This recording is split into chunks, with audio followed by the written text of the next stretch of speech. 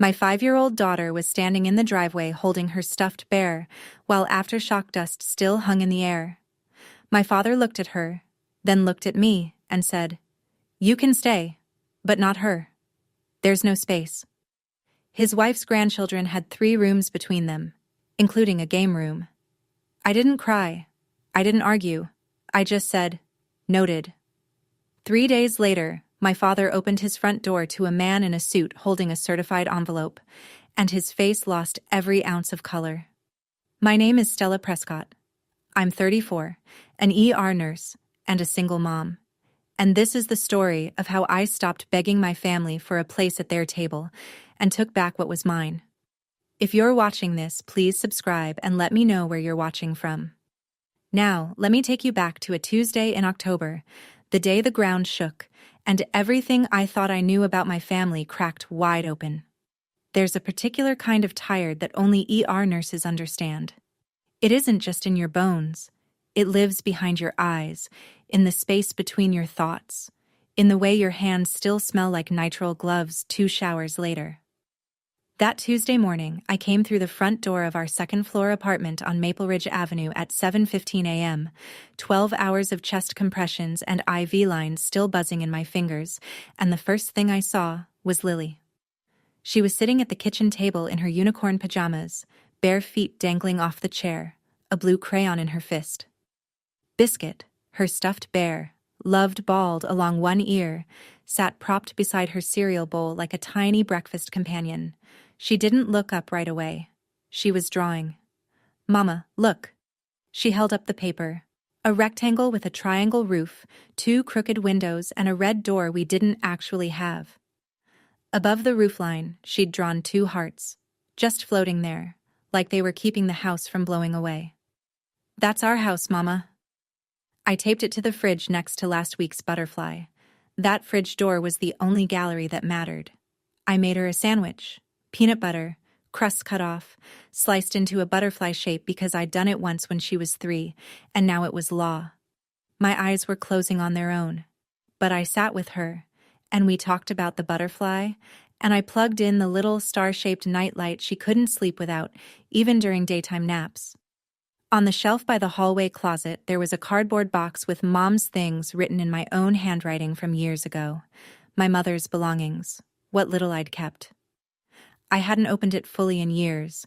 I wish I had sooner. Let me tell you about Thanksgiving. Last November, my father Gerald invited me and Lily to his house for the holiday. "Family's family," he said on the phone, in the voice he uses when he wants to sound warm but doesn't quite get there. I bought a new dress for Lily, sunflower yellow, her favorite. I made a sweet potato casserole from scratch at 2 in the morning between shifts. When we arrived, the dining room table was set for 8. China plates, cloth napkins, the works. My stepmother Diane had outdone herself. Candles, a centerpiece with dried eucalyptus, place cards written in her careful cursive. Lily's name wasn't on any of them. "Oh, sweetie," Diane said, her hand fluttering to her chest the way it does when she's about to say something terrible with a smile. "The kids' table is so much cozier for Lily. It's right in the kitchen, she'll love it." The kids' table was a folding card table with paper plates. Lily sat there alone. My half-sister Megan's 2 children, 7 and 4, were at the main table, flanking my father like little sentries. Gerald had his arm around Megan's oldest, ruffling his hair. "There's my boy." When Lily waved at him from the kitchen doorway, he nodded. Just a nod. Like she was a neighbor's kid he was being polite to. I cut Lily's turkey into small pieces. I told myself, at least she has grandparents. At least she has somewhere to go on holidays. I'd been telling myself that for 24 years. At one point during dinner, Diane stepped into the hallway to take a phone call. I heard 2 words before she lowered her voice. Birchwood House. I didn't know what that meant. Not then. I should explain something about the math in my father's house. It's a particular kind of arithmetic where one daughter's needs always round up and the other's always round down. Megan, my half-sister, 29, Diane's biological daughter, got a car at 19. A used Honda, nothing extravagant, but Gerald drove it to the house with a bow on the hood. When I turned 19, I was already working nights at a nursing home to pay for community college. No car, no beau. When I asked once, just once, Gerald said, "Megan needs help. You're independent. You should be proud." I filed that sentence away. I filed a lot of sentences away. Megan's daycare? Gerald paid. My student loans? Mine. Megan's rent when she moved back in with 2 kids? 0, because she never left. My rent? 38% of a paycheck that was already stretched across diapers, formula, and a second-floor apartment with a radiator that banged like a fist all winter. Every time I noticed the gap, I'd hear Diane's voice in my head. "You're so sensitive, Stella." Or Gerald's, "Don't start."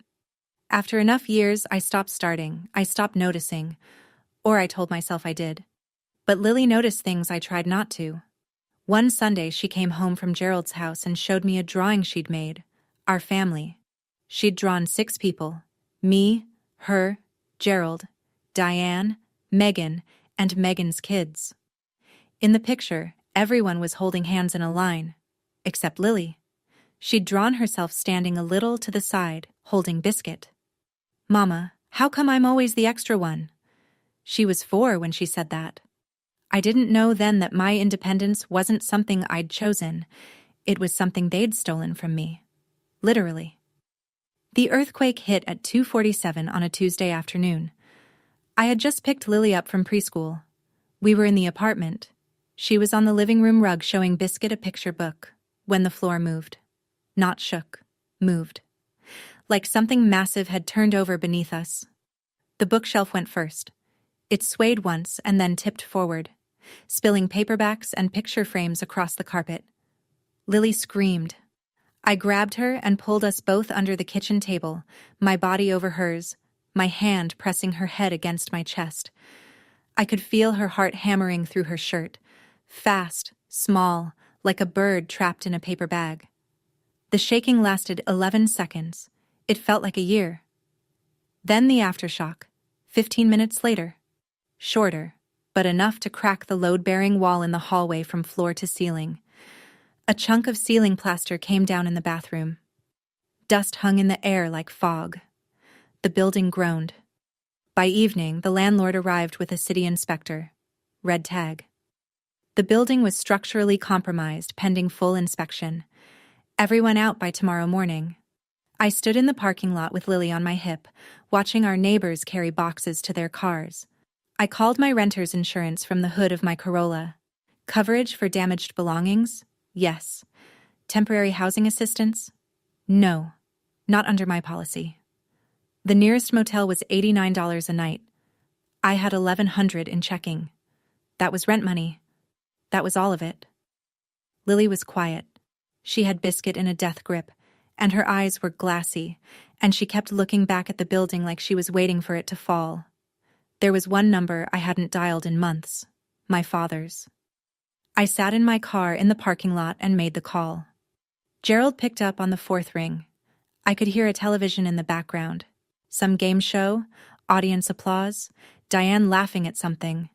Normal evening sounds in a house with 4 bedrooms and a game room and no structural cracks running down the walls. "Dad, we had an earthquake. Our building's been red tagged. Lily and I need a place to stay for a couple of weeks until I figure something out." Silence. Then, "Hold on." I heard him set the phone down. Muffled voices. Diane's voice. Low, quick, sharp. I couldn't make out the words, but I knew the tone. I'd been hearing that tone for 24 years. It was the tone that preceded every no I'd ever received in that house, always wrapped in something reasonable. Gerald came back on. He cleared his throat. "You can come, Stella, but Diane says there's no room for the girl. Megan's kids have their rooms, the game room. You know how it is. It's tight. Dad, she's 5. She can sleep on my floor, on a sleeping bag. She just needs a safe place." Another pause. Diane's voice again, clearer this time, close to the phone. "Tell her it's only temporary anyway. The girl can stay with a friend or something." The girl? Not Lily, not your granddaughter. The girl. Gerald sighed. It's Diane's house, too. She says no space. Just you. We can figure something out for the child. I looked in the rearview mirror. Lily was in her car seat, Biscuit pulled tight to her chin, watching the red-tagged building through the window, dust still in her hair. Noted, I said, and I hung up. I drove. I didn't know where yet. I just needed the car to move, needed the road to unspool in front of me so I wouldn't have to sit still with what had just happened. The streetlights were coming on. Caldwell looked the same as it always did at 6:30 in the evening. People walking dogs, sprinklers running on lawns, the taco truck parked outside the hardware store. The world hadn't ended. It just felt like it. Lily was quiet for 6 blocks. Then, "Mama, are we going to Grandpa's house?" My hands tightened on the wheel. "No, baby, we're going to Auntie Rachel's." "Oh." A pause, then smaller. "Is it because Grandpa doesn't have room for me?" I almost hit the curb. Am I too big? I pulled over. I put the car in park on a residential street I didn't recognize, under a sycamore tree that was dropping leaves onto the windshield, and I turned around in my seat. Lily wasn't crying. Her eyes were wide and serious, and she was looking down at Biscuit like she was asking him the same question. I reached back and took her hand. It was so small. It was always so small. "Lily, you are not too big. You are not too much. And you will always, always have room with me. Do you understand?" She nodded, hugged Biscuit, looked out the window. She didn't cry, and somehow, that was worse than if she had. I turned back to the road and drove. My jaw ached from clenching. Something had shifted inside me. Not the hot kind of anger, not the kind that makes you shout. Something colder. Something with patience. I opened my phone's notes app at the next red light and typed, October 14th, 6:22 p.m. Gerald refused shelter for Lily. Diane. No space. Direct quote, the girl. That was timestamp number 1. Rachel didn't ask a single question. She opened the door, saw Lily on my hip with dust still in her hair, saw the duffel bag over my shoulder and whatever was living on my face, and stepped aside. "Guest room's made up. There's mac and cheese on the stove." That was Rachel Tobin, 35, fellow ER nurse, built like a point guard and just as direct. She'd been my person since our first code blue together 6 years ago, when she'd looked at me over a crashing patient and said, "You're good at this. Don't let anyone tell you different." We'd been friends since. She put on a cartoon for Lily, made her a cup of warm milk with honey. Within 5 minutes, Lily was asleep on Rachel's couch, Biscuit tucked under her chin, her breathing finally slow and even. First real rest since 2:47 that afternoon. Rachel handed me a mug of tea I hadn't asked for and sat down across from me. "Tell me," I told her. She didn't interrupt. She didn't gasp. When I finished, she said very quietly, "That's not a space problem, Stella. That's a priority problem." At 9 o'clock, my phone buzzed. Gerald. "Stella, don't be dramatic. Diane didn't mean it like that. She just meant the house is tight right now. You know Megan's kids need their rooms for school. Lily is 5. She needs a floor and a blanket. Your house has 4 bedrooms. You're twisting things. You always do this. This is why it's hard with you." I stared at the ceiling. Classic. Turn the victim into the problem. I hung up and opened Instagram. Megan had posted 2 hours ago a photo of the game room with 2 new beanbag chairs, sparkle filter, caption, "Best surprise for my babies. #blessed #family. First, I screenshotted it." Timestamp number 2. The next morning, my phone rang while I was pouring Lily's cereal. The screen read, Diane Whitmore. In 7 years of having her number, she had never once called me directly. Every communication went through Gerald, a system she'd designed, I realized much later, so there'd never be a record of her own words. Until now. "Stella, sweetie, hi." Warm, musical. The voice she uses at school functions and church picnics. "I am just so sorry about the earthquake. I've been thinking about you all night." "Thank you, Diane. Listen, I talked to your father and we really do want to help. You are welcome here, of course you are. But I think it would be better for everyone if Lily stayed with your friend for a bit. Just until things settle. Megan's youngest just started sleeping through the night, and you know how it is. Another child in the house. The disruption. Lily isn't disruption. She's 5, and she's quiet. Oh, sweetie, I don't mean it like that. She's just a lot, you know, active. And honestly, she lowered her voice, as if sharing a confidence. If you'd had a husband, this wouldn't even be an issue, would it? The kitchen faucet dripped twice. I watched a bead of water fall. I didn't take the bait. Not the husband comment, not the tone, not the sweetie. I let 5 seconds of silence sit there. I understand your position, Diane, clearly. Oh, good, sweetie, I'm so glad we can. I said I understand it. I didn't say I accept it. Don't call me about this again. I hung up. Then I wrote down every word in my notes app while it was fresh. Timestamp number 3. And there was something Diane had said. A small thing. Maybe nothing. Besides, this house was supposed to be for our family anyway. This house. Supposed to be. Our family. Anyway. I didn't know what it meant. But I underlined it. That night, after Lily was asleep, I lay on Rachel's guest bed and let the memories come. Not the soft focus kind, the accounting kind. My 16th birthday, Megan, then 11, had gotten a full party the year before. Catered, 30 kids, a DJ in the garage. For my 16, Gerald handed me a card with a $20 bill and said, "We forgot to plan something. Sorry, kid." Diane was in Cancun with her sister that week. Nobody forgot. I just wasn't worth remembering. My nursing school graduation, 4 years of night shifts and study sessions in hospital break rooms, and I walked across that stage alone. Gerald said he couldn't make it. Megan had a dance recital. A recital. For an 11-year-old. He chose a pirouette over a diploma. The day Lily was born. Gerald showed up at the hospital 20 minutes after delivery. He stood in the doorway. Didn't hold her. Didn't sit down. "You should have waited until you were married," he said. Then he left. Diane didn't come at all. When Megan had her first baby 3 years later, Diane moved in for 3 weeks. Gerald bought an $800 crib and cried in the delivery room. I kept a list of these moments for years. Not written down, just etched into the soft tissue of my memory. The Christmas I was 13 and found 3 gifts under the tree for me and 11 for Megan. The Easters where Lily's basket was a paper bag. The way Diane introduced me at neighborhood barbecues. "This is Gerald's daughter from before." From before.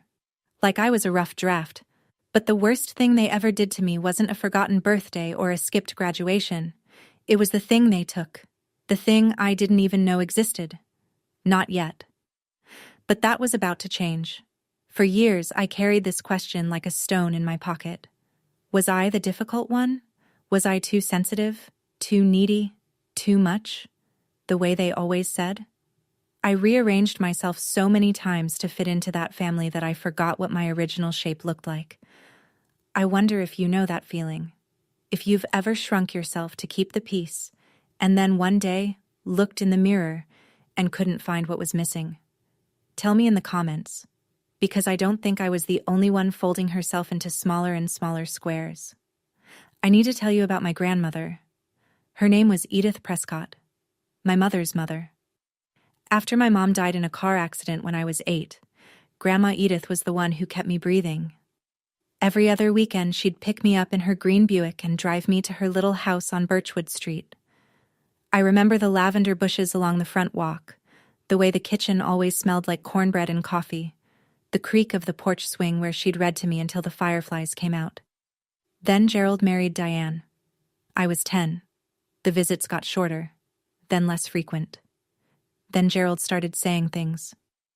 "Grandma's getting forgetful, Stella. It's too hard for her." Then, she moved. Somewhere in Arizona, I think. Then, "She doesn't want to confuse you, sweetheart. It's better this way." By 12, I stopped asking.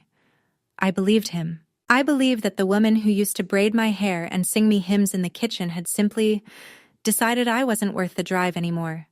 That grief does that to people. That maybe she looked at me and saw my dead daughter, and it was too much. I carried that for 22 years. The belief that I had been gently, lovingly abandoned by the last person on my mother's side who might have claimed me. But lying in Rachel's guest room that night, staring at the ceiling, one word floated up through the dark. Birchwood.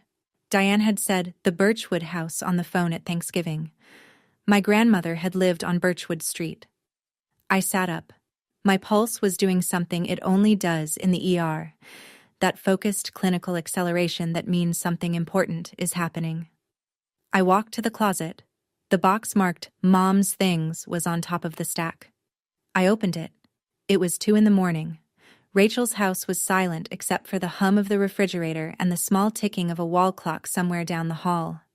I sat cross-legged on the guest room floor and lifted the flaps of the box I'd carried through 4 apartments and never fully unpacked.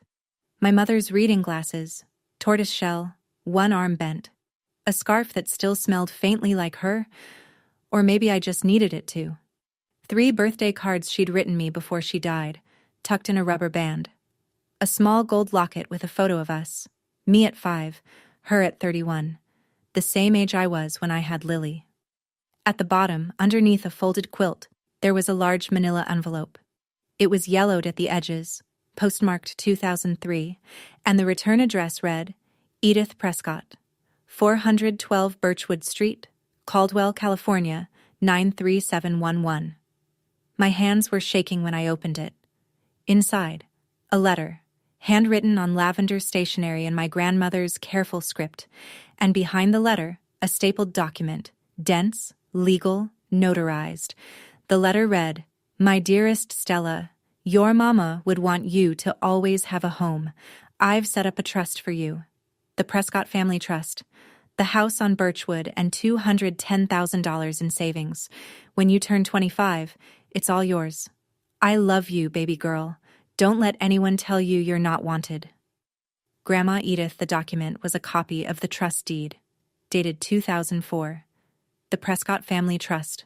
Sole beneficiary, Stella Marie Prescott. Trustee, Gerald A. Whitmore. I turned 25 in 2016. That was 9 years ago. Nobody told me. Not once. Not ever. A trust. A house. $210,000. And my father, the man who said there was no room for Lily, was the one holding the keys. I didn't sleep. I sat on that guest room floor with the trust deed spread across my lap and opened my phone. First search, 412 Birchwood Street, Caldwell, California. The county assessor's office had the records online. Property, single-family residence, 1,420 square feet, built 1967. Current ownership status, sold, April 2019. Transferee, Gerald A. Whitmore and Diane K. Whitmore. Transfer type, quitclaim deed. Sale price recorded, $0. $0. A free transfer from the Prescott Family Trust to my father and his wife, on a house that was supposed to be mine. Second search, Edith Prescott, Caldwell, California. Results, Sunridge Senior Community, Tucson, Arizona. Resident profile, Activities Committee member, age, 82. I stared at the screen until the letters blurred. She was alive. She was in Tucson. She was on an activities committee. She hadn't disappeared. She hadn't forgotten me. She hadn't chosen to stop caring. She'd been cut off. The same way you cut a phone line, deliberately at the source, so the person on the other end thinks nobody's calling. I went back to the property records. The trail was simple once you knew where to look. In 2019, Gerald transferred 412 Birchwood from the trust to himself and Diane, using a quitclaim deed that apparently bore my signature. That same spring, they sold their old house across town. Used the Birchwood equity and the trust funds as a down payment on their current home. The 4-bedroom with the game room and the beanbag chairs, and absolutely no space for a 5-year-old girl with a stuffed bear. My father had stolen my inheritance, sold my grandmother's house, and used the money to build a home where my daughter wasn't welcome. I closed the laptop. My hands were steady now. steady as they've ever been, and I was done being sensitive. I waited until 7 in the morning, Arizona time, to call. I didn't want to scare an 82-year-old woman. I also didn't trust my voice yet, so I paced Rachel's backyard in the gray morning light, rehearsing what to say, until I realized there was no way to rehearse something like this. Sunridge Senior Community's front desk patched me through. 3 rings. Then a voice, thin but clear, with the same slight rasp I remembered from childhood bedtime stories. Hello? Grandma, it's Stella. Silence. 1 second, 2, 3. I heard a sharp intake of breath. Stella, is that baby girl? And I broke. Not loud, I'm not a loud crier, but the tears came fast and hot, and I pressed my hand over my mouth in Rachel's backyard and let 22 years of believing I'd been forgotten drain out of me. She was crying too. I could hear it in the way her words caught. I've been writing to you every Christmas for 22 years, she said. Every single one came back. Your father told me you didn't want contact. He said you'd moved on. He said it would only confuse Lily to have... He told me the same thing about you. Another silence. This one heavier. I told her what I'd found. The trust deed, the property transfer, the $0 quitclaim. I heard her breathing change, sharpen. I never authorized any sale or withdrawal, Stella. Never. That trust was for you. Only you. Grandma, I think he forged my signature. A long pause. When she spoke again, her voice wasn't thin anymore. It was steel. Then we're going to get it back. Every cent. Every brick. She told me she still had copies of everything, including 22 return-to-sender envelopes. Every Christmas letter she'd mailed me, sent back in Gerald's handwriting. Call a lawyer, baby girl. Today. I'll tell you exactly which documents to ask for. Rachel knew a guy. Actually, Rachel knew a guy who knew a guy. Her cousin's divorce attorney, who referred us to Nathan Okafor, a trust and estate litigation lawyer with an office on Caldwell Boulevard and 15 years of experience peeling apart exactly this kind of mess. I called him that afternoon. He had an opening the next morning. His office smelled like printer toner and black coffee. He was tall, mid-40s, with reading glasses he kept pushing up his nose, and a calm that reminded me of the best surgeons I'd worked with, the ones who never raise their voice because they don't need to. I laid everything on his desk. The trust deed, my grandmother's letter, the property records printout, the quitclaim transfer. He read each document once, then again, then removed his glasses and looked at me. Ms. Prescott, as trustee, your father had a fiduciary duty to manage this trust solely in your interest. Selling the property and distributing the funds without your knowledge or consent is a breach of that duty. And if your signature on these documents is forged? He tapped the quitclaim deed. That's felony forgery under California Penal Code 470. He outlined the steps. First, a beneficiary request letter. Certified mail. Return receipt. To Pacific Western Trust Company demanding all distribution records, withdrawal authorizations, and associated signatures. The bank had 30 days to respond. Second, once we had the documents, a forensic document examiner would compare the signatures. He already had someone. Dr. Laura Sims, court qualified, frequently used by the DA's office. If the signatures don't match, Nathan said, we file a petition in probate court and refer the forgery to the district attorney. This isn't just a civil matter, Ms. Prescott. This is potentially criminal. Then he said the thing that stopped me cold. One more thing. If those trust funds were used as a down payment on your father's current home, that house is traceable proceeds, meaning the house they told your daughter there was no room in may not even legally be theirs. You know what I kept thinking, sitting in that leather chair with the trust deed in my lap? That every time Gerald said, "You're independent, you should be proud," he wasn't complimenting me. He was covering his tracks. Every time Diane said, "You're so sensitive," she was making sure I'd never look too closely. They turned my own self-doubt into a lock on a door I didn't know existed. Have you ever realized that the thing people criticized you for was actually protecting them? Not you? I think about that a lot now. Nathan mailed the beneficiary request that same afternoon. Certified. Return receipt requested. Tracking number logged. The letter went to Pacific Western Trust Company's Legal Compliance Department, demanding every document associated with the Prescott Family Trust, distribution authorizations, withdrawal receipts, notarized signatures, correspondence. 30 days to respond? 30 days. In the ER, 30 minutes can mean the difference between a save and a code.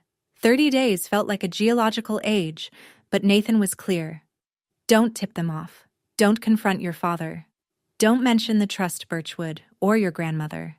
If he suspects you're building a case, he'll destroy what he can. So I played the part. The hardest role I've ever held. And I've held a mother's hand while telling her that her son didn't make it. Gerald called twice that week. Casual, checking in, asking if I'd figured things out with housing. His voice was so normal it made my skin crawl. Normal the way a bandage looks clean when the wound underneath is septic. Working on it, I said. That was all I gave him. On Thursday, he called again. You're not still upset about the room thing, are you? Diane feels terrible. He said this the way you'd report weather. Light rain. Diane feels terrible. Might clear up by the weekend. I'm fine, Dad. Good. That's my girl. I hung up and swallowed something hot and sour at the back of my throat. That evening, Lily was at Rachel's kitchen table again, drawing. She held up the new picture. A house. Bigger this time, with 3 windows and a garden and a red door. She'd written 2 words at the top in wobbly kindergarten letters. Our house. This is where we're gonna live, Mama, I decided. I stuck it to the fridge next to the others. Then I went to the bathroom, shut the door, and pressed my forehead against the cool tile until my breathing evened out. 27 days to go. The documents arrived on a Tuesday. Nathan called at 10:14 a.m. Come to my office. Bring nothing. Touch nothing when you get here. I'll show you everything.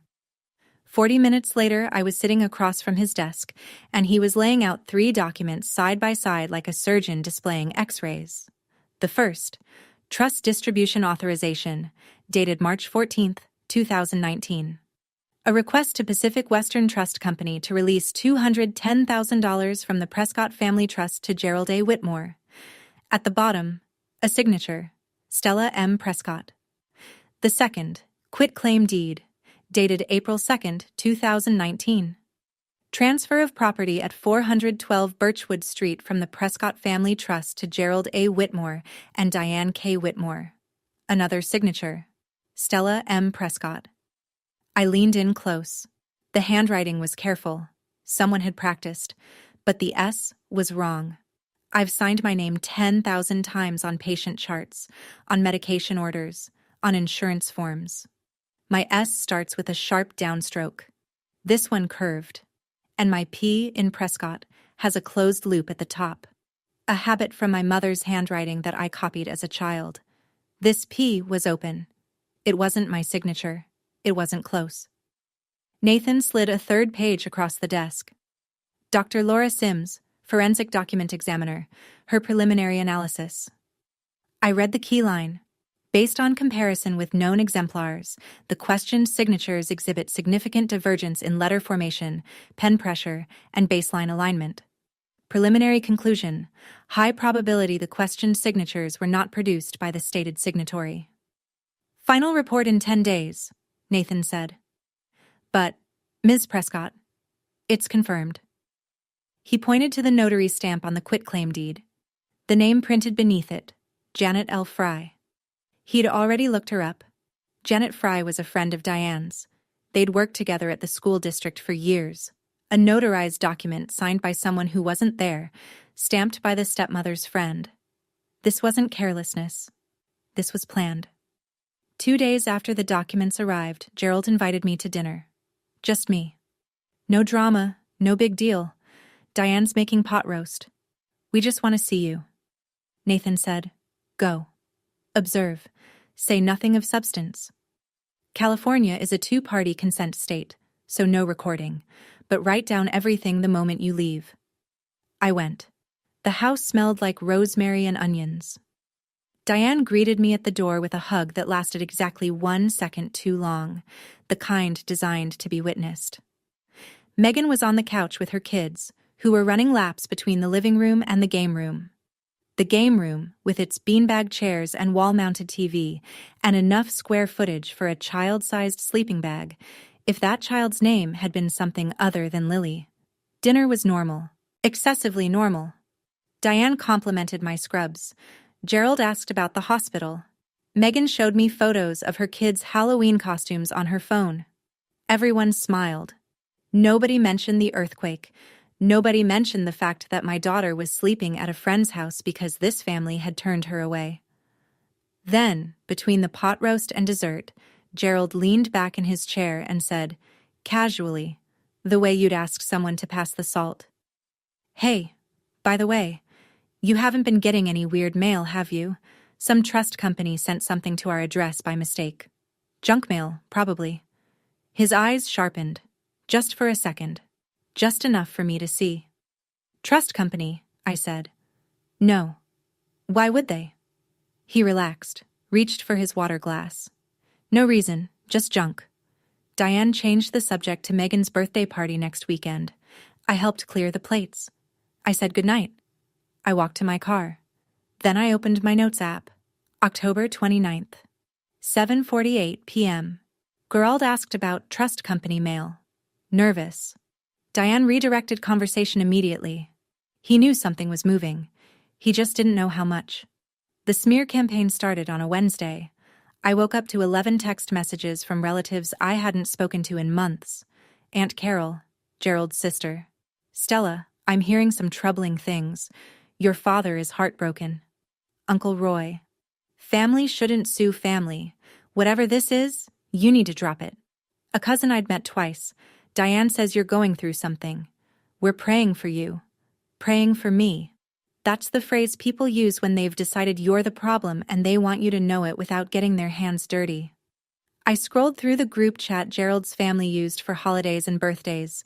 Diane had posted a message at 9 p.m. the night before, a paragraph and a half, perfectly punctuated, dripping with rehearsed anguish. "As many of you know, Stella has been going through a difficult time since the earthquake. Unfortunately, she is now making false accusations against Gerald and me regarding family finances.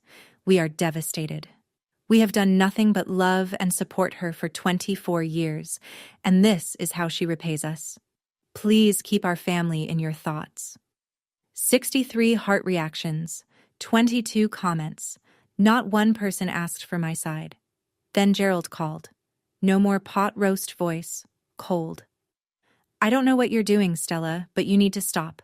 This is family business. You're embarrassing yourself." I said nothing. "Are you listening to me?" "I'm listening." "Then fix this."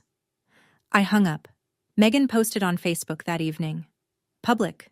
When someone bites the hand that feeds them. Prayers for my parents who've done nothing but love unconditionally.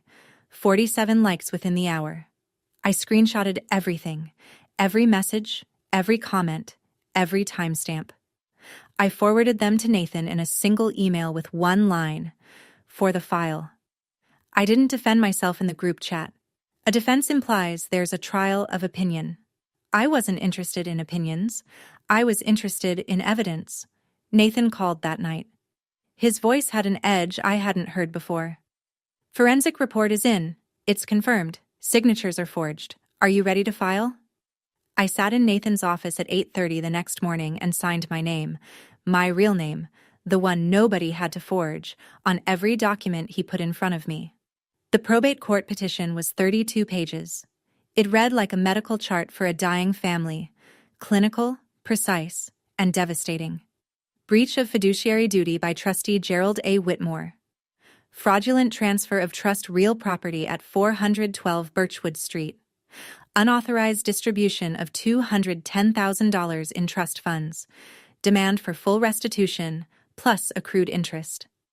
Removal of Gerald as trustee and appointment of an independent successor. Attached.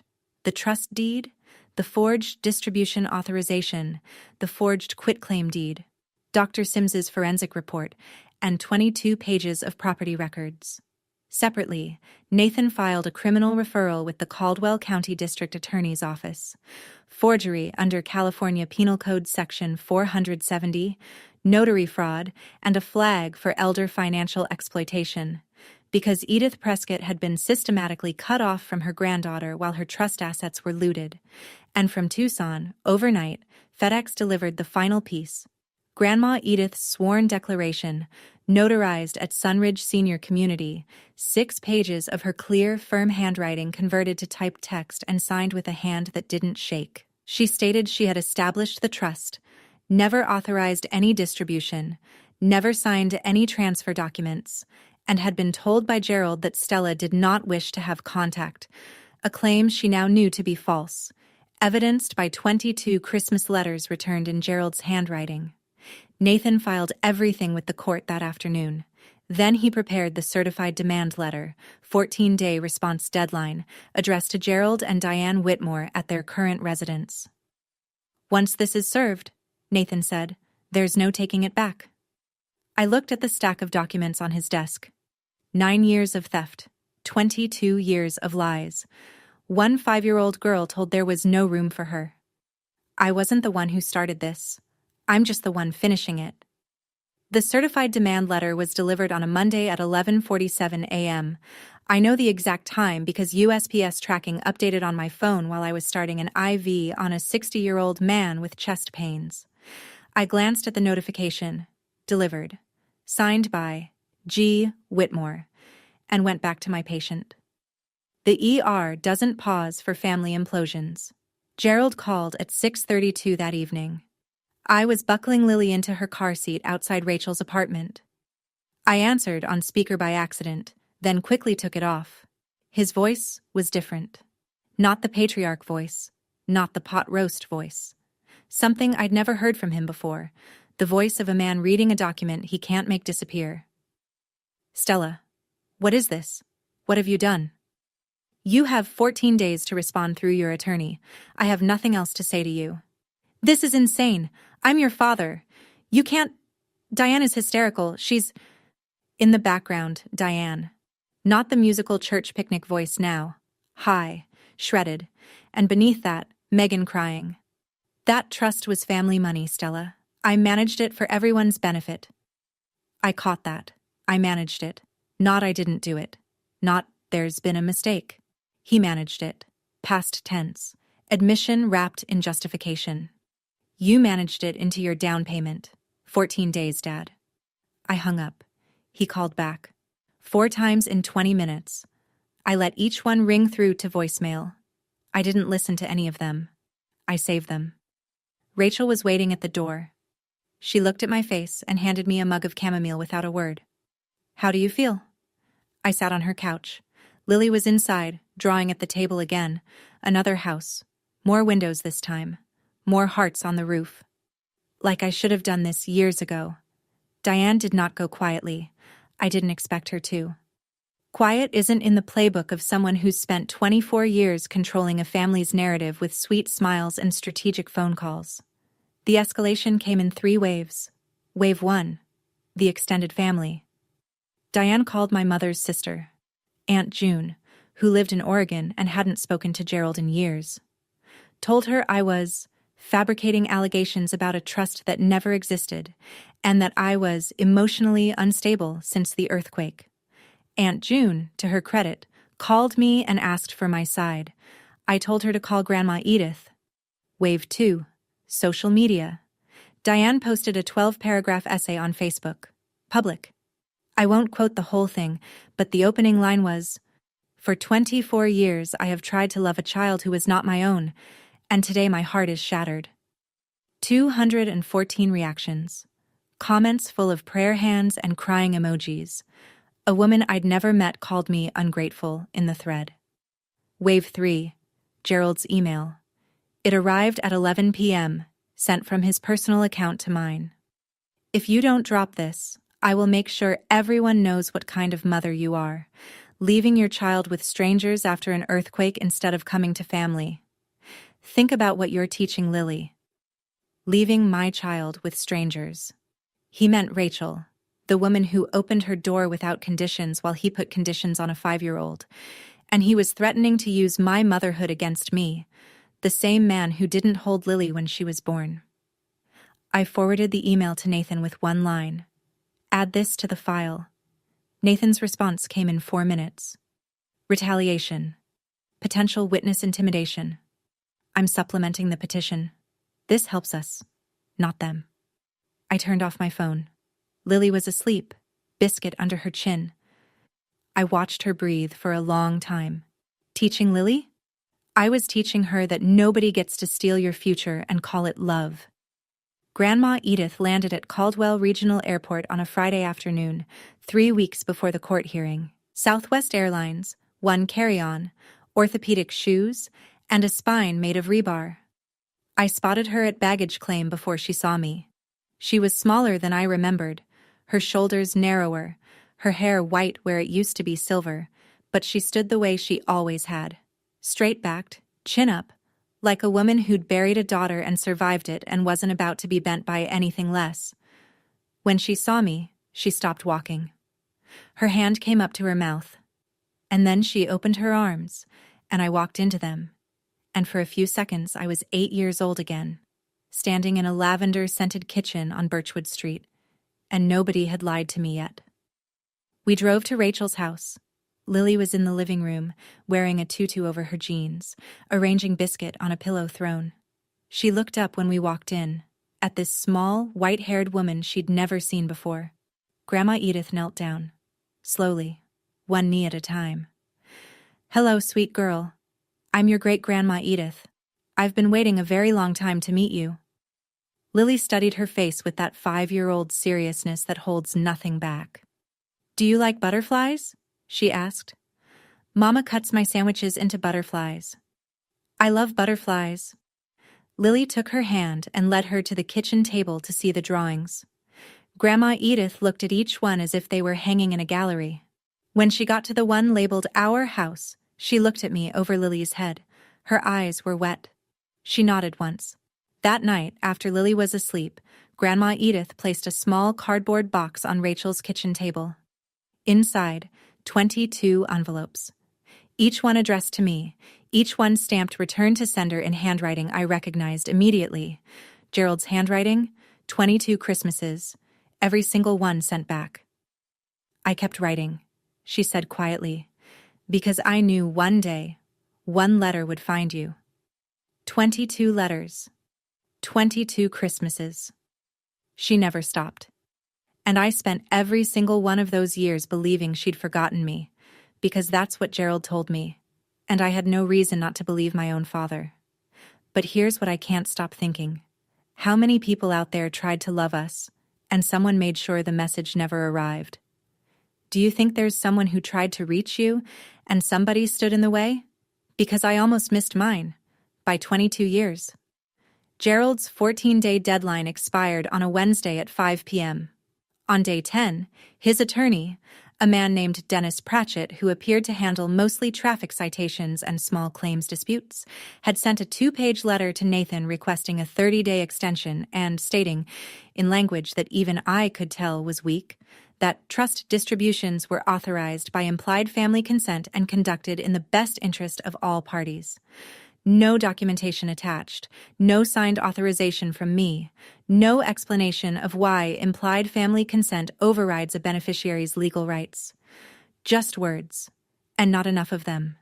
Nathan's assessment was 3 sentences. The response lacks any substantive defense. There's no evidence of authorization. They're stalling because they don't have a case.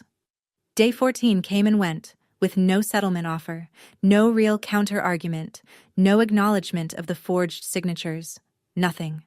Nathan filed a motion for an expedited hearing, citing the forensic evidence, the sworn declaration, and the pattern of retaliation. The probate court granted it. Hearing date, 3 weeks out, a Tuesday in November. On day 15, Gerald called me one last time. His voice had changed again.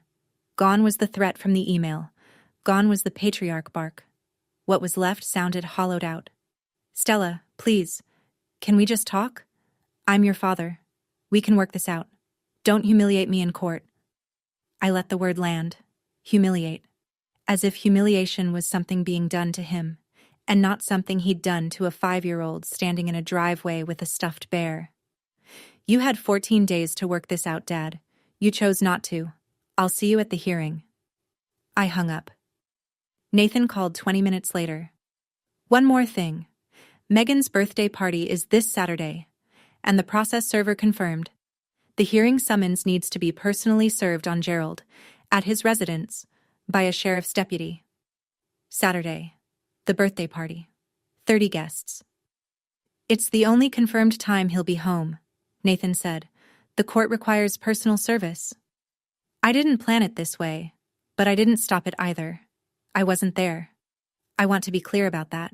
I was at Rachel's apartment with Lily that Saturday afternoon, making butterfly sandwiches and watching her teach Grandma Edith how to draw a proper unicorn. I didn't stand on the sidewalk watching. I didn't drive past. I didn't need to.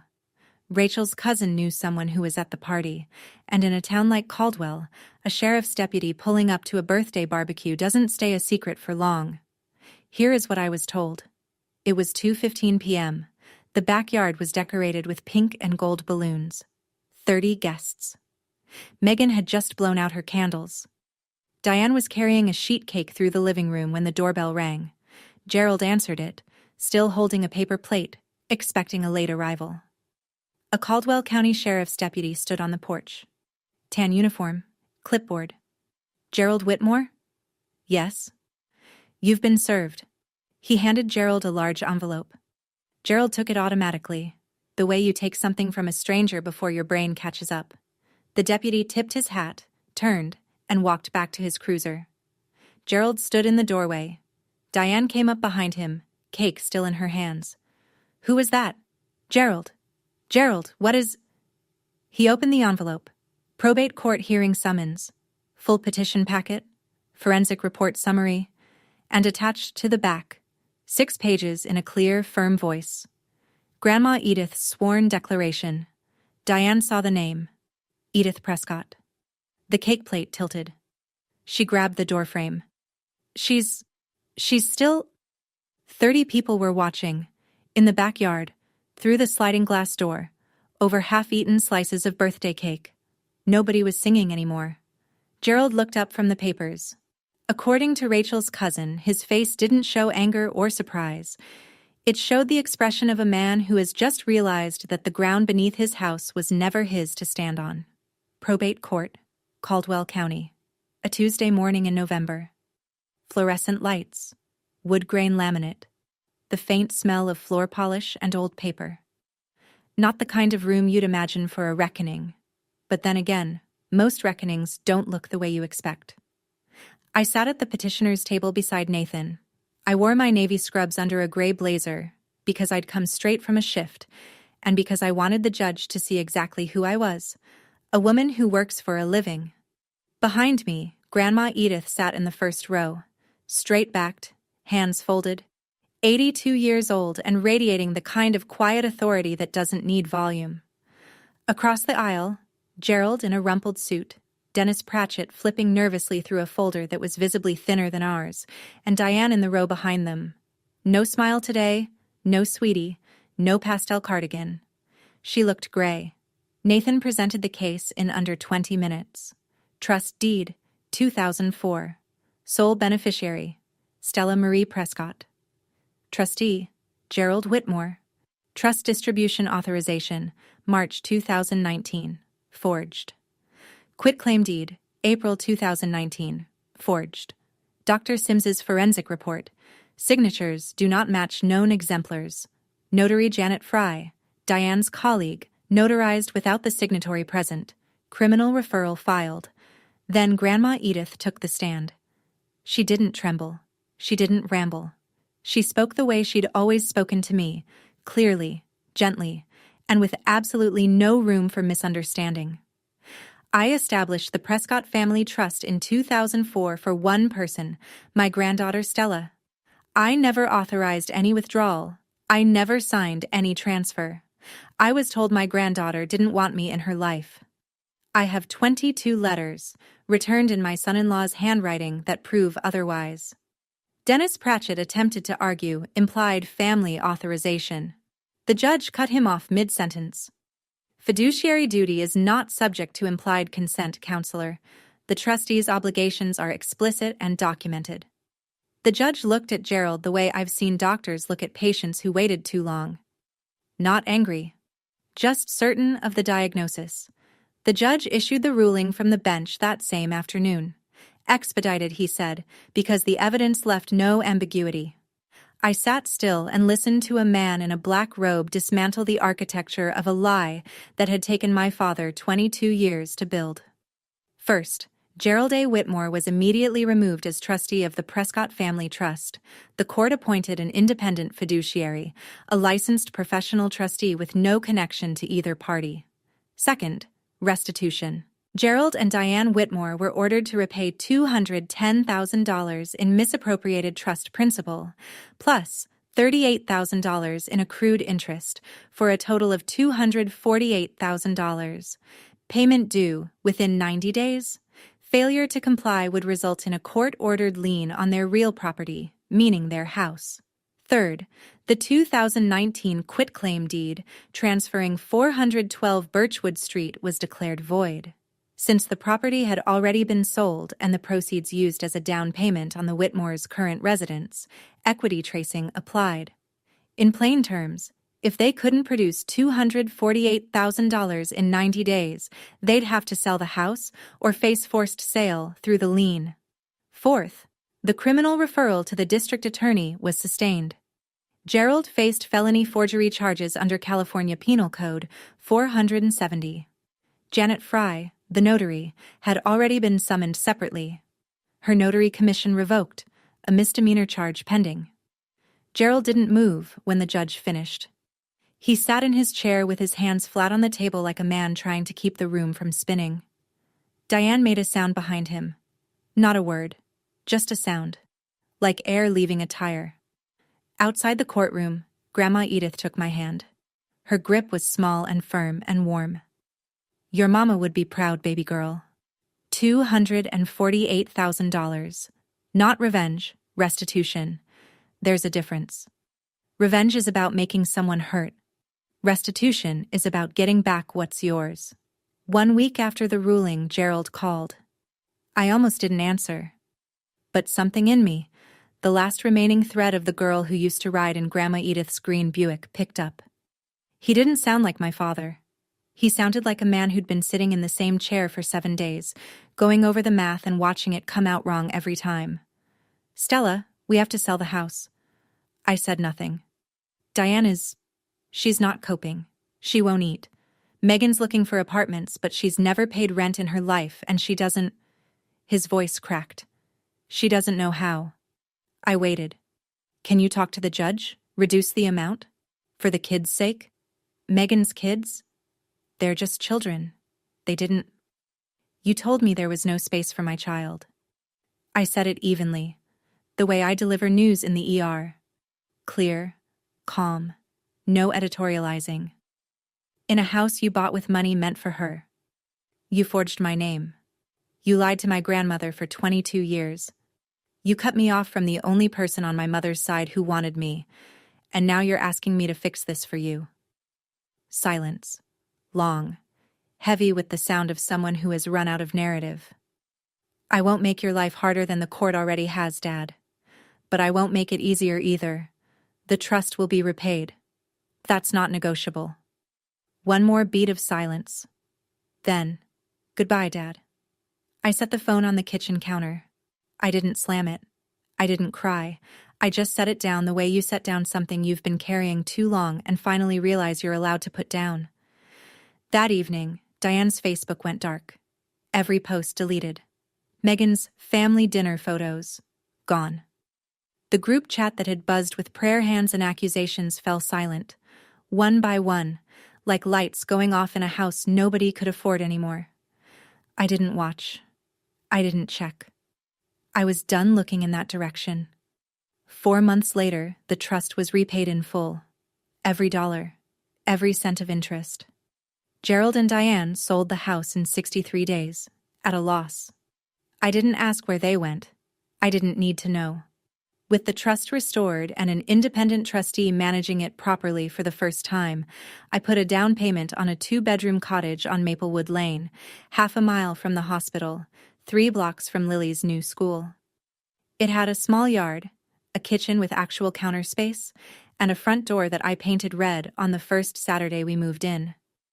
Lily stood in the driveway and pointed at it like she'd conjured it out of a crayon. "Mama, it's the door, from my drawing." "You designed it, baby. I just made it real." Grandma Edith moved back to California that winter. She rented a 1-bedroom apartment 10 minutes from us, close enough to walk when the weather was good, and it was good most days. Every Saturday morning, she and Lily baked cornbread in my kitchen.